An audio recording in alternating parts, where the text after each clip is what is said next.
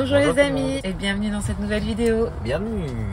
Une courte introduction aujourd'hui pour vous remettre un peu dans le contexte. Dans cette vidéo, on va vous partager des images de l'Amérique centrale. Pour ceux qui ne nous connaissent pas et qui nous découvrent aujourd'hui. On est une famille de voyageurs. On voyage avec une cellule pick-up. On a deux filles, deux petites filles. On est parti de Montréal. On est descendu jusqu'au Costa Rica, donc Amérique centrale. Et donc là, cette vidéo, on partage notre remontée. Voilà, puisqu'on a fait une boucle. On est remonté, on n'est pas parti plus loin. La semaine dernière, vous avez vu des images du Costa Rica. On a conclu le chapitre Costa Rica la semaine dernière. Et là, ensuite, on a fait une remontée. On a traversé 4 pays. Nicaragua, Honduras, Salvador et Guatemala. Voilà, jusqu'à Antigua au Guatemala. On a fait ça en 10 jours. On a fait plein de découvertes encore, même si on était déjà passé par là à l'aller. On a visité encore plein de belles choses et on voulait absolument te partager ça aujourd'hui. Les images.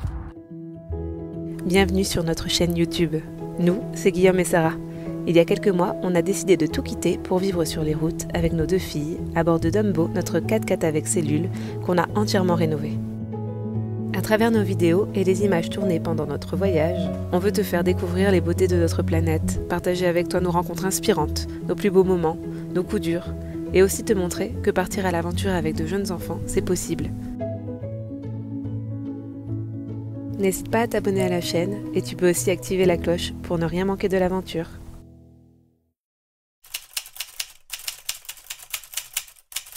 Bon ce matin on prend la direction du Nicaragua. Là on s'en va pour passer la frontière. Je pense qu'on va pas filmer parce que vous savez ce que c'est déjà les passages de frontière. On va pas pour faire la même chose en remontant. C'est journée route, frontière. Et puis on va rouler si tout va bien jusqu'à Granada, qui est une des jolies villes du Nicaragua qu'on n'avait pas visité à l'aller et qu'on avait très envie de voir parce qu'elle a bonne réputation. Il paraît que c'est très beau là-bas. Donc on va aller visiter ça. Ce sera pour demain. De retour au Nicaragua. On a mis 2h30 en tout pour sortir du Costa Rica et pour rentrer au Nicaragua. Donc franchement c'est plutôt rapide. On a eu de la chance parce qu'on est arrivé à la douane avant que tout le monde n'arrive. On repasse par le volcan Concepción et Madera qui font partie de l'île de Metepe. On les voit bien d'ici. C'est trop beau encore.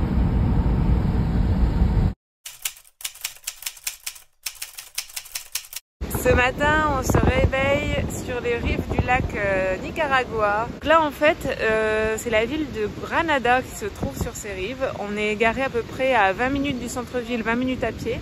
On a trouvé un spot où, alors hier soir de nuit, en fait, on a trouvé ce spot grâce à l'application Overlander, encore une fois, et on ne savait pas, donc on est en bord de lac. C'est vraiment comme la mer, là. Il y a une plage, il y a le lac, c'est super beau.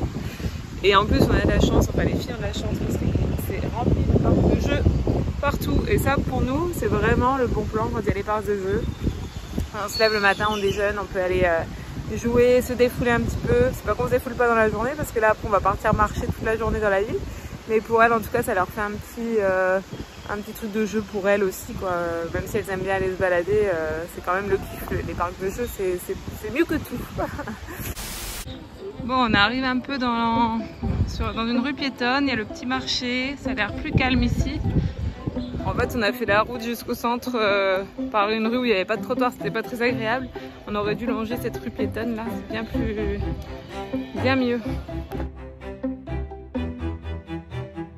La ville de Granada, appelée la Grande Sultane, est une des plus anciennes villes du pays avec Léon, mais aussi l'une des plus vieilles du continent américain. L'architecture coloniale de son vieux centre et de ses ruelles colorées et entretenues lui donne un charme particulier et unique.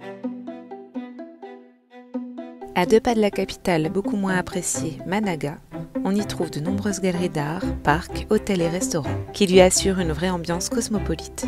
Alors là-bas, en fait, c'est le mont Mombacho qui entoure la ville. C'est un parc national qu'on peut visiter aussi. Bon, nous, on a décidé de ne pas y aller, mais c'est très joli aussi.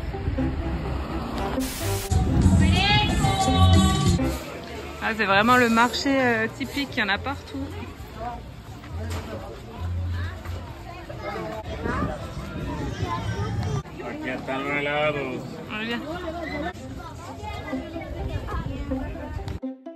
Granada est bordée par le grand lac du Nicaragua, un lac d'eau douce nommé Cocibolca. Cette situation au bord de l'eau rend la ville particulièrement agréable.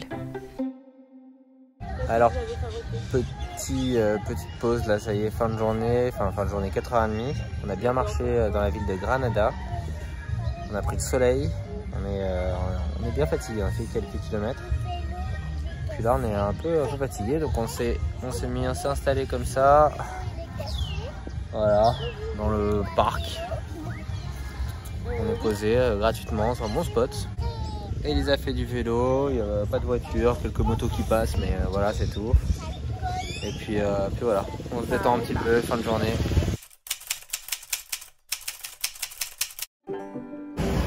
Esteli la belle, Esteli jamais, Esteli toujours. Esteli pourquoi? La ville d'Esteli a l'air sympa, on est dimanche, alors donc là on est dans une rue commerçante parce qu'on voit qu'il y a plein de commerces et tout est fermé. Ça a l'air sympa, ça a l'air d'être une ville plutôt dynamique. Alors, qui brouille un peu là, les villes qu'on aime bien là. Le parc central, la place centrale qu'on va toujours voir, c'est là où tu peux prendre un peu le pouls de la ville. Souvent, y a les enfants qui jouent, les familles qui se retrouvent, les jeunes qui sont là. Enfin voilà, c'est là où on voit un peu comment. C'est souvent là où tu vois le pouls de la ville. Sarah, quelle est la première chose que tu fais quand tu arrives dans une ville? La première chose là tout de suite, brut pour point. Tapez pizzeria sur Google. Tapez pizzeria sur Google, oui. Pour voir s'il y a une pizzeria. On n'ira pas, forcément. Mais si jamais il y a la pizza de mes rêves, comme ça on peut y aller, on ne la rate pas. Alors et puis pour la petite histoire, une des meilleures pizzas, souvent c'est là où on les attend pas. Une des très bonnes pizzas, on s'en souviendra je pense toute notre vie. Je ne sais pas si ça existe encore, mais si jamais il y en a un de vous qui va, c'était où mince, à Phnom Penh, et qui va dans le restaurant, au Cambodge, ouais, Phnom Penh au Cambodge, et qui va dans les restaurants, le limoncello. Les pizzas sont gronnes, elles n'étaient pas trop chères, elles étaient super délicieuses. Alors je sais pas si c'est parce que on manquait de nourriture occidentale, mais c'était trop bon. Et voilà, en plein milieu du Cambodge, en plein milieu de la capitale, on retrouve les meilleures pizzas du monde. Donc on sait jamais si à Esteli, je vais y arriver à Esteli, il y a la possibilité d'avoir une pizza, la meilleure du monde, la deuxième après le limoncello. Ce matin, on a été visiter une fabrique de cigares. Ici dans la région, il y en a pas mal. En fait, il y a des plantations de tabac un peu partout. Et on trouvait ça intéressant d'aller voir un peu comment c'était fait. Et en effet, ça n'a pas duré longtemps. C'était 15-20 minutes de visite, mais c'était super cool de voir comment c'est fait. Par contre, c'est très cher. Guillaume pensait peut-être s'en acheter un ou deux pour goûter. Et les boîtes étaient entre 290 et 250 $. Donc les boîtes de 24 heures. En tout cas, c'était très intéressant. On va mettre des feuilles de tabac, c'est les feuilles de tabac qui ont séché. Regarde, il les met dans le rouleau. Allez, regarde, il aplatit, regarde, ça a roulé tout avec la machine. Ça a roulé et là il coupe maintenant. Il coupe le bout, tu vois, et il le met là-dedans. Ouais, en fait c'est pas haché, moi je pensais que c'était haché. Un petit peu, mais pas tant que ça quoi. De Francia. Donc là c'est lui qui va faire la couverture comme ça pour avoir des beaux cigares. Parce que là la première couche c'est les couches du dessous. ¿Es una como este? Ok. ¿Y ahí está listo? Donc lui il va mettre des belles feuilles. Il fait des belles découpes. Il met un peu de colle ou je sais pas ce que c'est. ¿Qué es exactamente? Eso es goma. Es goma. Es para pegar, para que pegue la capa. Sí. Pero no tiene, eso lo hacen de trigo, no tiene ningún olor ni nada. Ah, ok. Ni olor ni sabor. Ok. No es químical. No es químico, ¿no? Es natural. Natural, ok. Et voilà, et c'est fait. Ok, là c'est la presse.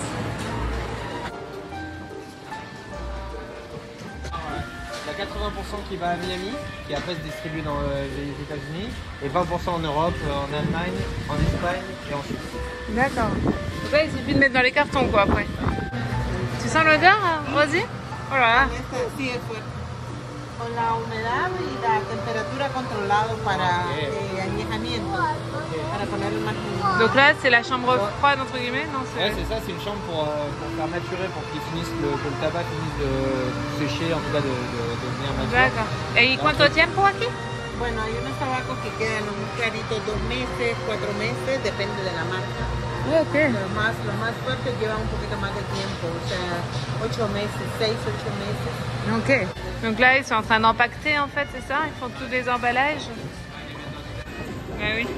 Donc ça coûte entre 190 et 250 $ la boîte de 24 cigares. Dollars US, hein. C'est quand même très très cher. Je m'attendais pas à ça. Il y a du travail, mais bon. On se dirige vers le canyon de Somoto, c'est à côté de la frontière de l'Honduras. C'est un endroit qui nous a été conseillé par d'autres voyageurs. Déjà ça nous fait un arrêt juste avant de passer la frontière et puis en plus apparemment c'est super joli, on va pouvoir randonner à l'intérieur du canyon et puis se baigner. Donc on va y passer la journée et essayer d'en profiter un maximum. Bon bah on descend dans le canyon petit à petit. La route est un peu mieux. Il y a un camping à l'entrée du canyon apparemment, donc on va aller voir là-bas. Ce sera plus facile pour nous. Ça descend. Alors nous voilà partis pour le canyon de Somoto. On a décidé de ne pas prendre de guide parce que c'était quand même entre 20 et 30 $ par personne. Donc ça fait un petit budget. En tout cas c'est pas dans notre budget. Et puis en plus c'est plutôt pas fait pour les bébés on va dire parce qu'on doit traverser la rivière et tout ça. Même s'ils ont des moyens pour le faire. Bon. Donc nous on va simplement aller voir le canyon, faire une petite balade au bord du canyon. On nous a dit que c'était largement faisable, qu'il y avait 1 km aller, 1 km retour sans problème. Et puis si l'envie nous vient, on se baignera dans la rivière. L'eau est fraîche apparemment, environ 16 degrés, mais ça peut faire du bien. Comme à notre habitude, on reviendra dans la nuit, 17h. Ouais, on part un peu tard, oui pas 17h quand même. Non, il doit être 16h30 et puis là quand même les journées se rallongent donc je pense qu'on a jusqu'à 18h donc ça nous fait 1h30 de promenade. Voilà. Cette formation rocheuse n'a été découverte qu'en 2004 par des scientifiques tchèques et nicaraguayens. Et même si cela ne fait que quelques années que la zone déclarée monument national attire les touristes, c'est depuis toujours que les familles vivant ici se déplacent dans le canyon pour se rafraîchir et se divertir. C'est joli déjà. Donc petite traversée de ruisseau. Pour commencer, on espère pas se tromper parce qu'en fait on nous avait dit d'aller à droite, à gauche. Bon là on va tout droit, mais je pense que c'est par là.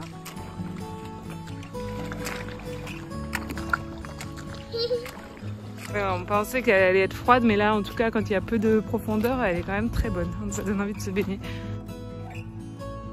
Ce canyon est situé à une quinzaine de kilomètres de la ville de Somoto, connue comme la ville des ânes, de par la forte présence de cet animal domestique dans les rues.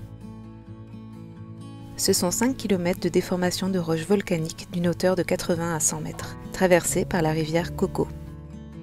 Un moment paisible pour nous, aux lueurs des derniers rayons du soleil.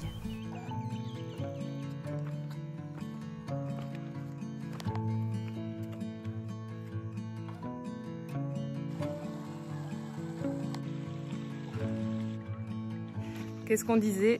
On va rentrer à la nuit tombée. Pour l'instant, le soleil se couche doucement. Enfin, il est couché d'ailleurs, je pense, mais il fait encore un peu clair. On entend les insectes qui commencent à arriver là, les petits bruits des oiseaux et tout ça. Le petit kilomètre et demi de marche à faire. On va arriver, je pense, avant qu'il fasse totalement nuit quand même. Rosie commence à s'endormir. Lisa, t'as aimé cette petite balade? Ouais. Ouais. Qu'est-ce que t'as préféré? De me baigner. De te baigner.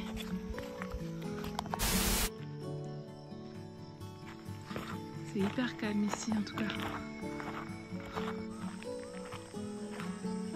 a juste à traverser de nouveau la rivière et puis on sera de retour. Il attend. Bon, bah, c'était notre dernier arrêt du Nicaragua. On aura quand même bien visité malgré tout. On aura passé en tout 3 semaines ici. Et il y avait encore énormément de choses à voir. Vraiment, on n'a pas fait le tour du tout. On a choisi des points. On le savait avant de venir. À la base, on ne devait pas venir visiter le Nicaragua. Donc, on s'était dit que si on le faisait, il fallait faire des choix. C'est ce qu'on a fait. Et on est vraiment content d'être venus.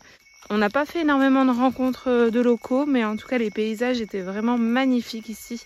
On a été marqué par ça. Les paysages sont superbes entre les volcans, le volcan Masaya où on a pu grimper au sommet pour voir la lave, ou le volcan de l'île de Metepe, le volcan Concepción, qui est juste magnifique à voir de l'extérieur.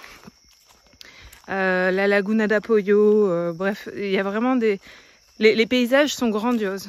Et je pense que c'est ici où les paysages sont les plus beaux de tout ce qu'on a vu jusqu'à présent. Il nous reste encore à visiter plein de choses, entre autres au Guatemala et au Mexique et aux États-Unis. Je pense aussi qu'on va être impressionné par beaucoup de paysages. Mais voilà, demain on quitte et on retourne au Salvador. On fait notre traversée de l'Honduras. La même chose que la dernière fois en une journée. Ça va être une journée chargée en route et en frontière, puisqu'on en a 2 à passer. Et on se retrouve au Salvador. Alors petite technique qu'on vous avait peut-être déjà parlé, c'est faire passer, en tout cas bon, en Amérique centrale disons, faire passer vos restes de légumes, fruits, etc. À la douane. Comme vous le savez, il faut les mettre à la poubelle. Ce que l'on fait. Donc, nous avons notre poubelle ici, avec une belle couche, et en dessous, hop, tous nos légumes. Voilà. Et en général, ils viennent pas fouiller sous la couche. Un dernier mot pour le Nicaragua avant de le quitter? Terre de tous les possibles. Terre incroyable, magnifique, terre de feu, feu follet, les 2 vaches. Non, très, très beau pays, à la frontière entre nature, culture. Il y a plein de choses à voir. On n'en a pas fait peut-être autant qu'on aurait voulu peut-être. Mais non, vraiment sympa, vraiment cool comme pays.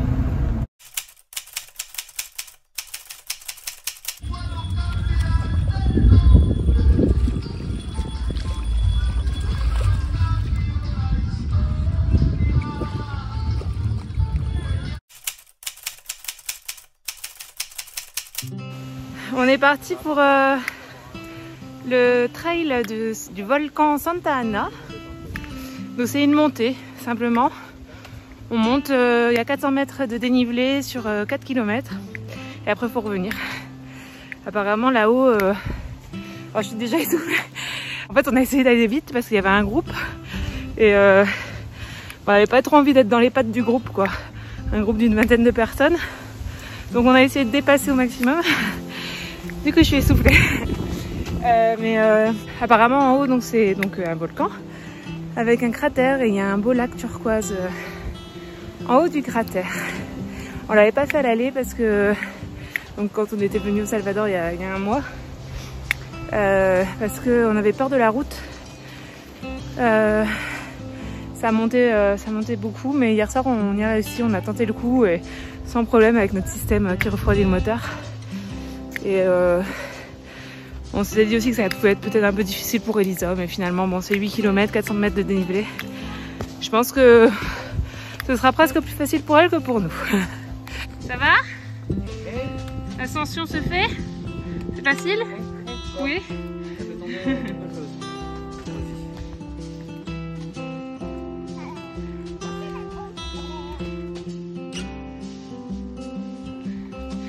La petite aventurière, escalade.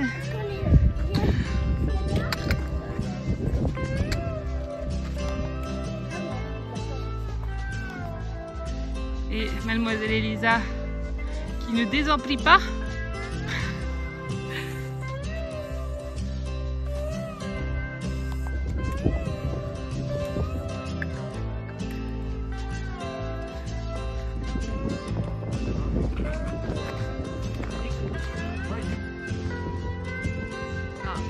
énormément de monde, hein, comme tous les coins touristiques. Oh waouh! Waouh! Dis donc! Le volcan Santa Ana, de son vrai nom Yamatepec, est un volcan actif culminant à 2381 mètres. Il est situé dans le parc naturel du Cerro Verde. Et c'est bien sûr ce lac d'acide chaud et turquoise qui en fait sa spécificité et sa beauté. Nous sommes heureux d'être montés. La vue à 360 degrés sur les alentours est époustouflante. Ça y est, il est temps de redescendre après cette petite pause en haut du volcan. On vous retrouve en bas. On repart et on prend la direction de la route des fleurs qui est juste à côté.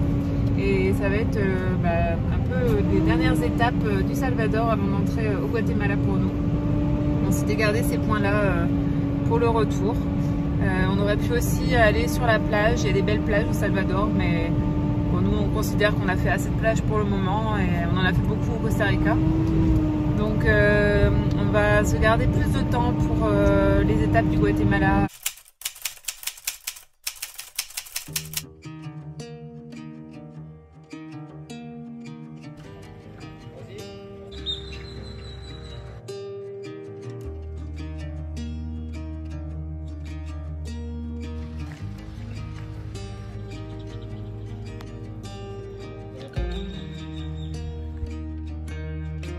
C'est quand même top, je trouve, quand on est comme ça, quand on vit sur la route. Il y a vraiment plein d'endroits. En fait, nous, on se posait la question, est-ce que ça va être facile de camper gratuitement ou même en payant quelque chose dans les pays d'Amérique centrale, enfin dans d'autres pays que le Canada ou les États-Unis, trouver des endroits où camper. Mais en fait, il y en a partout. Encore une fois, on utilise l'application iOverlander, elle nous aide tout le temps. Et en fait, il y a des endroits partout. Et aujourd'hui, on a trouvé un endroit qui est super. C'est dans une ferme. On paye rien. Ils nous demandent juste, et encore sans obligation de consommer. Ils ont un petit magasin où ils vendent le fromage, le miel, du lait, de la crème. Et ils ont aussi un petit restaurant. Donc c'est ce qu'on a fait hier soir. On a mangé des pupusas ici au restaurant. Et puis aujourd'hui, on a pris un petit brownies. On s'est fait plaisir. Mais encore une fois, c'était sans obligation et on a accès du coup à toute la ferme. Il y a des animaux, il y a des chevaux, des ânes, les canards, les cochons. C'est super pour les filles. Il y a un parc de jeux. Là, j'y suis avec des trampolines, avec des balançoires comme là derrière moi, un toboggan. Bref, puis une grande zone d'herbe où elles peuvent courir, en tout cas pour Elisa. Et faire du vélo. C'est super beau et vraiment c'est des endroits comme ça qui font du bien dans le voyage, où on peut se poser un petit peu. Aussi donc pour dire que, alors c'est pas toujours le cas, il y a des zones un peu plus compliquées où quelquefois on a du mal à trouver des endroits charmants et où on est obligé d'être dans la rue, mais en tout cas il y en a quand même pas mal, ce genre d'endroit, ce genre de spot où on peut dormir tranquille. Et oui, c'est idéal pour les familles et avec des enfants. Donc faut pas hésiter si vous hésitez par rapport à ça. Bon allez, ce matin on passe la frontière du Guatemala. On revient au Guatemala, on fait nos dernières étapes là-bas. Et avant de rejoindre le Mexique. Bye bye le Salvador. Bon nous voici de retour au Guatemala. On n'aura jamais été aussi vite pour passer une frontière. On a mis 1 heure en tout et pour tout pour sortir du Salvador et entrer au Guatemala. Sachant que quand on sort d'un pays, alors pas toujours parce qu'au Canada c'était pas le cas, mais il y a toujours des formalités à faire. Il faut annuler le visa, annuler le permis d'importation du véhicule. En fait on fait la même chose mais pour annuler cette fois. Et après quand on rentre dans le pays, il faut faire le visa et faire le permis d'importation du véhicule. Donc là ça nous a mis 1 heure en tout. On est parti, je dis 1 heure mais non, on est parti de notre lieu où on a dormi en fait 1 heure avant. Donc on avait quand même 20 minutes de route, donc ça a mis 40 minutes en fait. Ouais, 40 minutes. 40 minutes pour passer les douanes. Et nous voici au Guatemala. On arrive à Antigua, Guatemala, notre premier arrêt au Guatemala. Enfin j'ai envie de dire parce que sur le papier on avait 3 heures et quelques de route, 3h40. Mais je pense qu'on a bien mis 2 heures de plus. depuis ce matin, sans compter le passage de frontière bien sûr, qui était rapide heureusement. Parce qu'ils ont fermé, je sais pas si c'est habituel ou si c'est parce que c'est dimanche ou alors il y a une fête particulière, mais ils ont fermé l'accès au centre-ville, donc on doit faire tout le tour et on a galéré à passer dans les rues, là on n'a rien filmé, mais et là on arrive enfin, si tout va bien, dans quelques minutes. Première journée à Antigua, Guatemala. On découvre petit à petit ce matin, on se promène tranquillement. On va rester ici normalement un petit temps quand même parce qu'on compte faire des travaux. Je sais pas si on va beaucoup filmer en fait cette semaine. Peut-être un peu les travaux, je sais pas. Ouais, peut-être plutôt ce qu'on fait dans notre quotidien, mais c'est vrai que la ville, bon, je vais voir si ça va filmer ou pas. C'est une jolie ville, comme on en a vu d'autres. Voilà, c'est une ville un peu style colonial. Ce qui est super sympa, c'est qu'il y a des ruines, et c'est vrai que ça fait tout le charme, c'est joli. Et ce qui est aussi très très beau par ici, c'est que la ville est entourée de 3 volcans. 3 volcans qui sont très hauts, à plus de 3500 mètres d'altitude, dont un qui est toujours actif, le Fuego, et qui entre en éruption toutes les 5 minutes. Donc si on est chanceux, on peut voir l'éruption, peut-être avec les jumelles. Bon, normalement, il y a le fameux trek de l'Acatenango en fait, qui permet de monter pour avoir le point de vue sur le Fuego, que nous, on ne pourra pas faire. Mais peut-être on le verra quand même de la ville. L'arche, symbole de la ville. N'est-ce pas, Guillaume? L'arche, symbole de la ville désertée il y a des centaines d'années, reconstituée. Ainsi pour notre plus grand plaisir. Et voici son arche. Voilà, c'est le genre de ruines qu'on peut trouver ici. Alors là, par exemple, on peut rentrer dans cette cathédrale et l'intérieur est en ruine.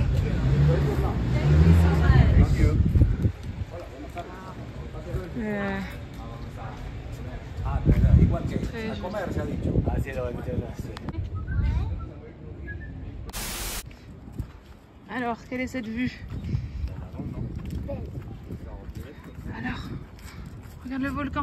Dommage qu'il y ait autant de nuages, mais c'est beau quand même, dis donc.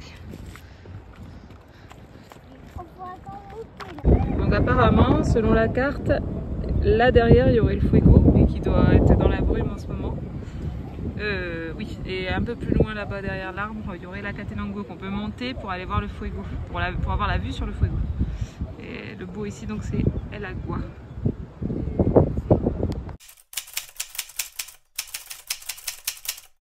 Qu'est-ce qui se passe par ici? Alors ici, on manquait d'air. Je me suis dit, bon, on trouvait qu'il n'y avait pas assez d'air dans le campeur, donc j'ai fait une ouverture. Est-ce que vous avez... Voilà, on est juste à côté du salon hein, ici. Plus sérieusement, ce qu'on a fait, c'est que... En fait, c'était là où il y avait le frigo, juste pour remettre les choses en place. On avait le frigo ici, qu'on a enlevé pour voir, parce qu'on avait un problème de slide. On sait qu'il y avait du bois qui était pourri, et on s'était pas trompé. Donc on a enlevé le frigo, et on va refaire en fait toute la partie du slide out qui est ici. Donc le sol ici, cette partie là, une partie du plafond. Ouais, on va faire tout le cadre ici. Ça a s'écrouler, c'était pas beau, dessous non plus, donc on va refaire ça propre. Et peut-être du coup certainement le meuble aussi qui entourait le frigo. Parce il y avait un meuble voilà, avec une étagère. Donc voilà, on va faire un peu clean et puis on va remettre le frigo à chaque fois pour le soir quand même. Donc voilà, donc ça va être un chantier de quelques jours. On va essayer de faire le plus vite possible. Hein.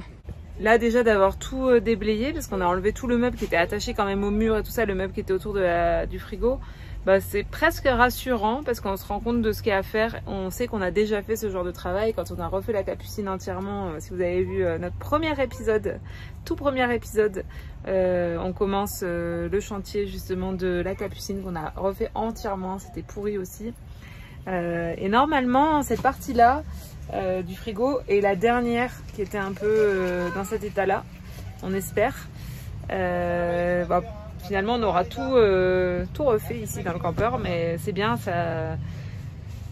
il était temps. C'était une partie qu'il fallait qu'on fasse depuis un moment, depuis notre arrivée au Mexique aussi, et voilà. Et comme ça, nous, bah, on se sentira bien aussi pour la revente, parce qu'on ne pouvait pas revendre quelque chose comme ça. Et bah, là, tout sera propre, ce sera fait maison, mais ce sera propre, ce sera solide.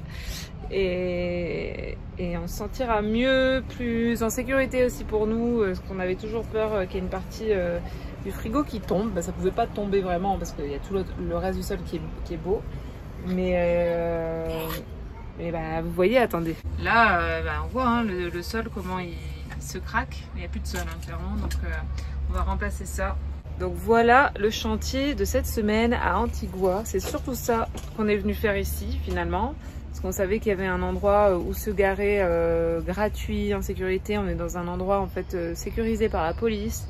On est quand même bien, bon on est un peu dans la terre, dans le sable là, donc pour les filles c'est toujours un peu embêtant parce que bah, elles finissent la journée noire de terre, mais ça permet de prendre le temps qu'il nous faut. On a le droit de rester là aussi longtemps qu'on veut sans payer, donc c'est chouette. Hop là, alors de notre campement, on peut apercevoir le fuego là-bas, là qui est en train de faire une petite éruption. On va essayer de le voir ce soir aussi. Vous le voyez, hein, je vous le montre du doigt si. Il est où mon doigt? Il est là. Hop, ici. Donc c'est celui-là qu'on peut observer encore de plus près en grimpant l'Acatenango qui est à côté. Et voilà pour les images. Pour ceux qui se poseraient la question, comme on vous a dit juste avant, c'est pas la première fois qu'on traverse ces pays vu qu'on l'a fait à l'aller. On a passé beaucoup de temps dans ces mêmes pays à l'aller, à peu près 2 semaines par pays. C'est ça. Plus encore 2 semaines au Guatemala à la suite de ce que vous venez de voir. On a été au lac Atitlán, tout ça, on a pris encore notre temps. Donc vous avez une dizaine d'épisodes sur le sujet dans la playlist Amérique centrale. Vous pouvez aller voir si ça vous intéresse et puis pour en savoir un petit peu plus sur le voyage là-bas. C'est bien complet et on trouvait que cette vidéo-là concluait bien on termine le chapitre. Ouais, on termine le chapitre Amérique centrale. Sur ce, à la semaine prochaine. La semaine prochaine, on sera un petit peu plus en temps réel. On vous reprend là où on est. On est aujourd'hui aux États-Unis. Et puis peut-être qu'on aura aussi plus de visibilité sur nos projets futurs. Peut-être qu'on vous donnera un petit peu de nouvelles là-dessus la semaine prochaine, si on en sait un petit peu plus. Pour l'instant, c'est toujours un peu flou pour nous. Ouais, voilà. Mais on espère que la semaine prochaine, ça va s'éclaircira. On vous dit à la semaine prochaine. Ciao les amis.